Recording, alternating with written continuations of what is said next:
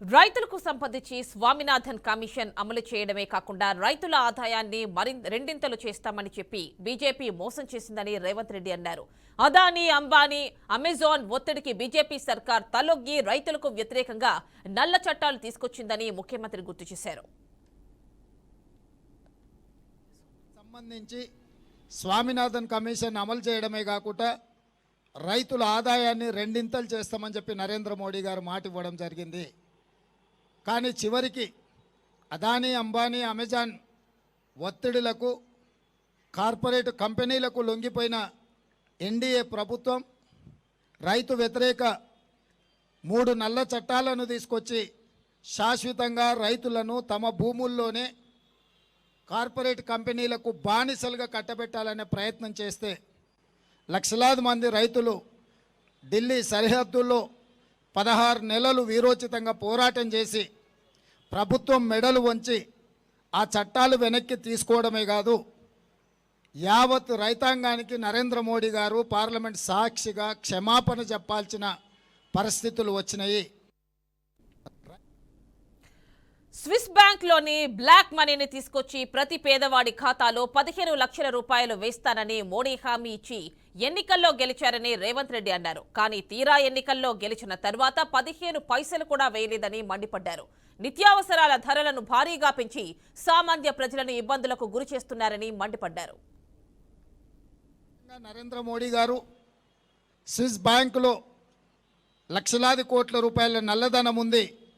ప్రధానమంత్రి బాధ్యత చేపట్టిన 100 రోజుల్లోనే స్విస్ బ్యాంకులో ఉన్న నల్లధనాన్ని మొత్తం తీసుకొచ్చి జన్ ధన్ ఖాతాలో ప్రతి పేదవాడికి 15 లక్షల రూపాయలు ఖాతాలో వేస్తా అన్నాడు. 10 సంవత్సరాలు అయిపోయింది, 10 పైసలు కూడా ఈరోజు వరకు ఎవరి ఖాతాలో వేయలేదు. జన్ ధన్ ఖాతాలు దాదాపుగా 40 కోట్లు తెరిచినామని గొప్పగా చెప్పుకునే ఎన్డీఏ ప్రభుత్వం నరేంద్ర మోడీ గారు చిల్లి గవ్వ కూడా ఏ పేదవాడి ఖాతాలో వెయ్యకుండా ఈరోజు దేశాన్ని మోసం చేసిండ్రు.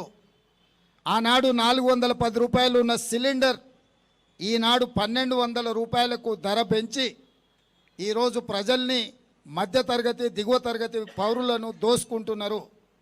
ఆనాడు 55 రూపాయలు డీజిల్, 55 రూపాయలు పెట్రోల్ ఉన్నది, ఈరోజు 110 రూపాయలకు పెరిగింది. అదేవిధంగా 10 ఏళ్లలో దేశాన్ని బీజేపీ సర్కార్ అప్పుల ఊబిలోకి నెట్టిందని సీఎం రేవంత్ రెడ్డి ఆరోపించారు. కాంగ్రెస్ సృష్టించిన సంపదను మొత్తం కార్పొరేట్ కంపెనీలకు అమ్మేసిందని విమర్శించారు. 10 ఏళ్ల క్రితం 400 రూపాయలుగా ఉన్న గ్యాస్ సిలిండర్ ధరను 1200 రూపాయలకు పెంచారని మండిపడ్డారు.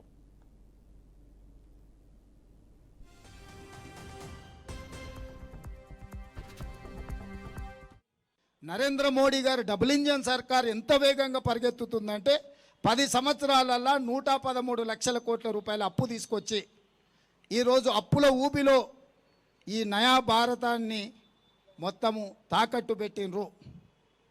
ఇట్లా ప్రతి రంగంలో పోర్టులు కావచ్చు, ఎయిర్పోర్టులు కావచ్చు, జాతీయ రహదారులు కావచ్చు, లేకపోతే పబ్లిక్ సెక్టర్ యూనిట్స్ నవరత్నాలు కావచ్చు, 60 లక్షల కోట్ల రూపాయల ఆస్తులు ఆనాడు కాంగ్రెస్ పార్టీ సృష్టిస్తే వీటన్నిటిని కూడా కార్పొరేట్ కంపెనీలకు 6 లక్షల కోట్లకు తెగనమ్మేసిండు.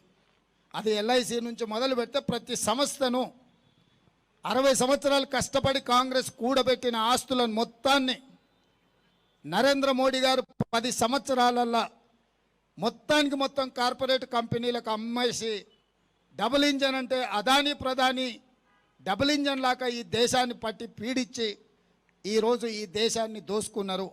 ఇవన్నీ ఛార్జెస్ ఈరోజు భారతీయ జనతా పార్టీ మీద, నరేంద్ర మోడీ గారి మీద సూటిగా కాంగ్రెస్ పార్టీ ఆరోపణ చేస్తుంది.